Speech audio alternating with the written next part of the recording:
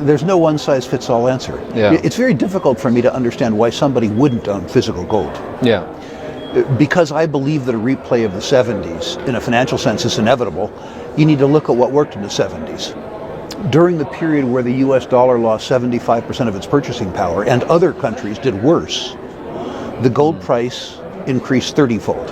Yeah. Now, will it increase 30-fold this time? Unlikely, because it's going from a higher base. Yeah. But gold has done well during periods of time when faith in fiat currencies has been shaken. And I think it will be, because of the arithmetic, shaken. So to start with, everybody needs to save something in gold. I'm not saying abandon the US dollar or the British pound. Maintain liquidity in the currencies that you spend, but maintain your savings in gold. If you are willing to do some work, if you have the psychological constitution to tolerate volatility and risk, then invest in the gold stocks, and if you have money left over, speculate in the juniors. Those are three different businesses. Savings, that's gold. Investing, that's the big gold stocks. Speculating, that's the gold juniors. They're three different businesses. Yeah. Everybody should be in the first business. Everybody should save in gold. People who are willing to do some work and take some risk and endure some volatility should invest in the biggest and the best gold producers. Yeah. People who are willing to do a lot of work, who want to outperform the market, who are seeking alpha, can speculate in the juniors, but they need to decide what bucket they're in and for how much. I would be delighted to be wrong. Yeah. When people say to me, Rick, when is the gold price finally going to move? I scratch my chin sagely, and I say 2000. Yeah. In the year 2000, gold was $250 an ounce. Now it's $28.50. Gold is up sevenfold in 24 years. It's gained 8% compounded. Gold has done its job for 25 years. Yeah. People, of course, are saying, when is gold going to double? I don't know. I don't care. Yeah. That isn't the purpose of savings. The purpose of savings is to maintain your family's purchasing power over time. No, I agree. And gold has done a spectacular job of that. And it's done a spectacular job of that for 25 years. Your audience should read The Triumph of Politics by David Stockman, which details the derailment of the Reagan Revolution in 1980. The most recent Republican budget last week didn't deal with the deficit, never mind the debt, at all. Let's put it in context. The aggregate U.S. government debt includes $30 trillion net, trillion, in on-balance sheet obligations, and well over $100 trillion in unfunded obligations, entitlements, $130 trillion. To put that in context, it's more than 4 times gross domestic product. It's 26 times the gross federal budget before they spend a dime. But Rick, he's going to sell a load of visas and it's going to cover the debt. Let's begin with a fundamental truth. There is no one-size-fits-all answer when it comes to investing, but there are universal truths about wealth preservation, and gold is at the heart of that discussion.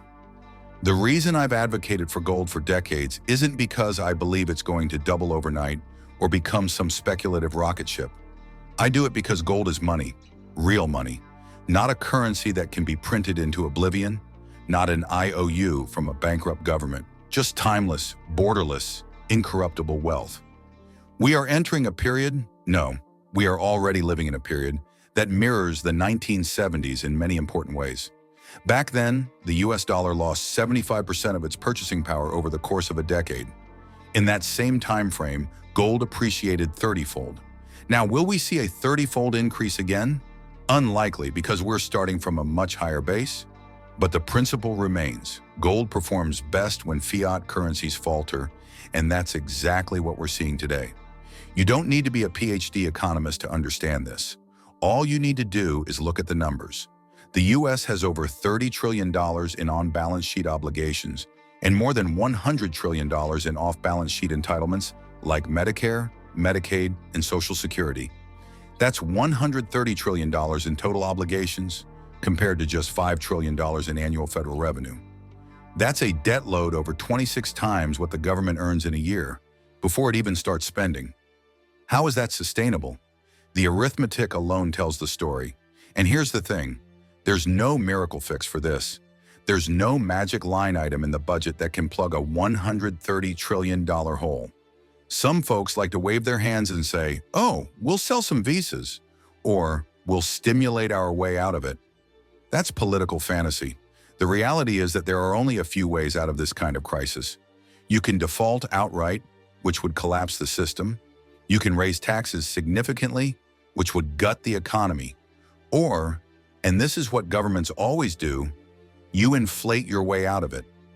Inflation is not an accident, it's policy. When the government can no longer meet its obligations honestly, it debases the currency. It reduces the purchasing power of your dollars in order to make its debt more manageable. That's why gold matters. It's not about making a quick buck. It's about surviving the slow, grinding theft of your purchasing power over time. Now, I like to break the gold discussion into three categories: saving, investing, and speculating. And it's important that people understand the difference. Saving is what everyone should be doing. This is your gold coins, your physical bullion, your long-term core position. You don't sell it, you don't trade it. You own it because it's a store of value. It's your financial insurance policy against systemic risk and fiat collapse. Investing is buying the largest, most stable gold producers, companies with strong balance sheets, real reserves, and the ability to generate free cash flow even in low gold price environments. These are the businesses that can weather storms and reward patient shareholders. Speculating, on the other hand, is buying junior miners and explorers. That's a totally different game. High risk, high reward, and not for the faint of heart. But for those who are willing to do the homework, and I mean real research, there is significant potential upside. But I'll say it again, everyone should at least be in the savings business. If you're not storing some portion of your wealth in physical gold, you're trusting politicians and central bankers to protect your purchasing power. And I don't know about you, but I wouldn't bet my future on that. People often ask me, Rick, when's gold going to move? And I scratch my chin and smile. Because the truth is, it already has. In 2000, gold was around $250 an ounce. Today, it's nearing $2,900. That's over 1,000% gain, an 8% compound annual return over 24 years. It has quietly done its job, preserving wealth in a world where almost every other asset class has been subject to manipulation, overvaluation, or outright fraud. And yet, despite that incredible track record, the public continues to ignore it. Why? Because gold isn't sexy. It doesn't go viral on Twitter. It doesn't spike 30% in a day like some meme stock. It just works, quietly, reliably, consistently. We've seen this movie before. In the 1970s, the US tried to fight two wars, the war in Vietnam and the war on poverty, at the same time. Guns and butter. And what happened? Inflation exploded, the dollar collapsed, and Americans saw their standard of living eroded. The only way out was a painful reset, one that included massive interest rate hikes, a deep recession, and the inflationary destruction of millions of families' savings.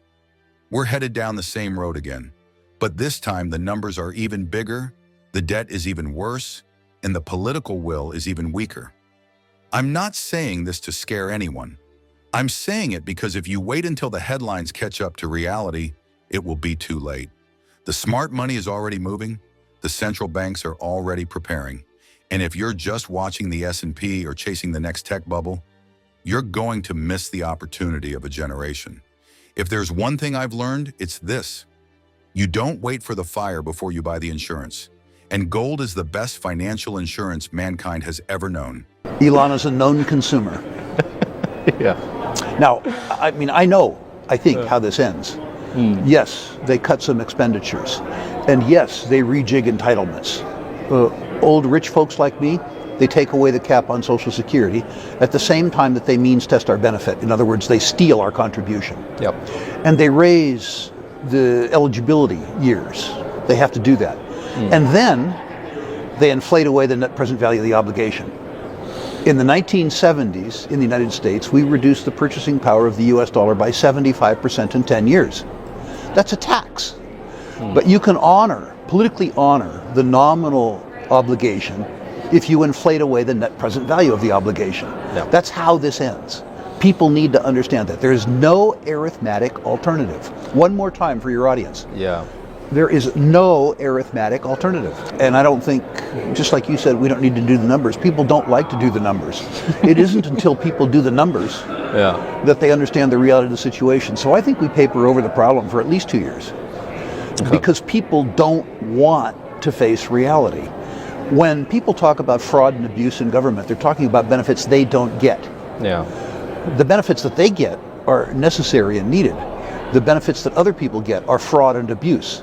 You can pass this down the road for a while. We did it through the decade of the 50s and 60s. In the decade of the 70s, the war on guns, the war in Vietnam, the guns, and the war on poverty, butter, came home to roost. We lost both, of course. What we were left with was the bill. And in the 70s, we paid the bill by depreciating the value of the US dollar over 10 years by 75%. So, I know the numbers bore your audience, but the aggregate federal debt is $130 billion. The net trillion, I'm sorry. Trillion, yeah. The net revenue, the gross revenue of the US dollar, the government, before they spend a dime, is $5 trillion. You see the problem? The size of the problem is 26 times the size of the solution. That the on-balance sheet obligations of the US government increase by $2 trillion a year. Yeah. In other words, any savings is used up in reducing the deficit. The off-balance sheet liabilities, which are Medicare, Medicaid, Social Security, that increases by another $2.5 trillion a year. The deficit between on-balance sheet and off-balance sheet currently is the same size as gross federal revenues. I'd like to hope that there's still a glimmer of possibility that the US could get themselves out of this trouble. We will get out of the trouble, but it will be extremely inconvenient. We got through the decade of the 70s. We did it by inflating away the net present value of the purchasing power. We did it by reducing American standards of living substantially over the course of the decade. Yeah. And that's what's going to happen again. In a biblical sense, there needs to be a reckoning. Maybe not as deep a reckoning as there was allegedly in the Bible, but certainly as deep a reckoning as there was in the decade of the 70s. You know, there's a phrase I've come to love over my decades in this industry. Arithmetic doesn't lie, politicians do. The second half of that line is optional depending on who's listening, but the first half is non-negotiable. The reality is this. What we're living through right now is not a moment of monetary confusion. It's a full-blown arithmetic reckoning. You can print money, you can issue more debt, you can package the problem with all the marketing spin in the world, but you cannot solve a debt problem with more debt. At some point, the math catches up with the madness. So let's bring this back to the physical metals, gold and silver. These are not investment vehicles in the traditional sense. They're insurance against monetary malpractice. Gold doesn't have to pay a dividend. Silver doesn't have to give you capital appreciation like an overhyped stock. Their value is intrinsic. Their track record is eternal. In fact, they both outperformed fiat currency for thousands of years and have preserved generational wealth through every war, empire, and default humanity has ever cooked up. But let me make something clear to the average investor who might be waking up to this late. The opportunity is not theoretical anymore. It's happening now. While the headlines scream about Bitcoin, Nvidia, and the Fed's latest pause, something much deeper is occurring under the surface. Central banks know it. That's why they're buying gold at the fastest pace since the end of the Bretton Woods system. They're not doing this because they read a Peter Schiff tweet. They're doing it because they see the system cracking from the inside. The BRICS nations, led by China and Russia, are actively pursuing trade settlements outside the dollar. They're quietly building reserves, physical ones, because they understand the endgame. Let me put this in plain English for your viewers. When the most well-capitalized, well-informed entities on the planet are hoarding gold, and you're not, you are not being contrarian. You're just being uninformed. Now let's zoom in on this revaluation idea, which people seem to think is some tinfoil hat theory. It's not. It's a historical precedent. We've done it before, and we're likely to do it again. Rewind to 1933. FDR confiscates gold at $20.67 an ounce and revalues it to $35. That's a 70% dollar devaluation overnight. Then in 1971, Nixon closes the gold window, ending Bretton Woods. A few years later, gold explodes to over $800. Why? Because the dollar got decoupled from real value. And when that happened, gold didn't just go up, the dollar went down. That's the framing people need to understand. We're entering a similar moment. The gold revaluation account at the U.S. Treasury still prices gold at $42.22 an ounce. Just mark it to $3,000 where the market is already heading, and you inject close to $1 trillion in free and clear capital into the Treasury General account without printing a single new dollar. No congressional approval needed. Just a pen stroke. And if you're skeptical that a Trump administration wouldn't consider that, let me remind you, he's already surrounded himself with people like Judy Shelton, an unapologetic gold standard advocate, and Scott Bessent, who literally said he wants to monetize the asset side of the U.S. balance sheet. What do you think that means? You think they're going to sell land? They're going to lean on the only pristine financial asset left on that balance sheet, gold. Here's the thing about revaluation. It's not just about the U.S. solving its balance sheet problem. It's about recalibrating the global financial system. A revalued gold price at $10,000 or even $20,000 an ounce would restore confidence in the Treasury market, offer an escape valve from mounting debt pressures, and possibly restore some credibility to a fiat currency regime that has lost all connection to sound money. And that's where silver comes in. You see, silver is the wild card. It's the monetary metal that nobody at the G7 table is talking about. But it's the one asset with the potential to outperform everything once the public finally catches on. Central banks don't buy silver because they can't store it. But you can. I can. Every listener here can. It's portable, divisible, and dramatically undervalued. As I've said before, silver is the people's money, and when the average person starts waking up to the risk of inflation, the absurdity of 40x earnings tech stocks, and the erosion of their purchasing power, silver will be their ticket out. It will be the poor man's gold no longer. It will be the breakout asset of this cycle. Now let's talk miners.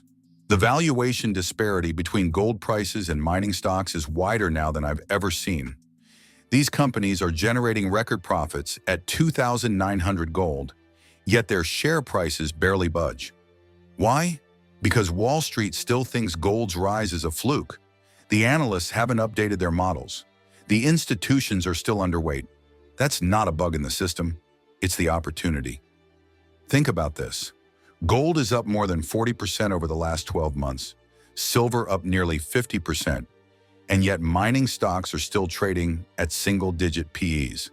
Compare that to Microsoft, Tesla, or even your local grocery chain, stock trading at 30 to 40x. It's insane, and this mispricing won't last forever. When the herd turns, it will turn fast. If you're not already positioned before the pivot, you're going to be chasing it and paying a hefty premium. We're not just talking about paper returns here. We're talking about capital preservation in an age of monetary instability. We're talking about protecting your savings, your family, your future from what is effectively institutionalized inflation. Now, I know not everyone can throw six figures into gold bars. That's not the point. Start with coins. Start with a silver round. Start small, but start. Because when the headlines shift, when gold is $3,500, then $5,000 and silver hits $100, there will be no supply. The premiums will explode.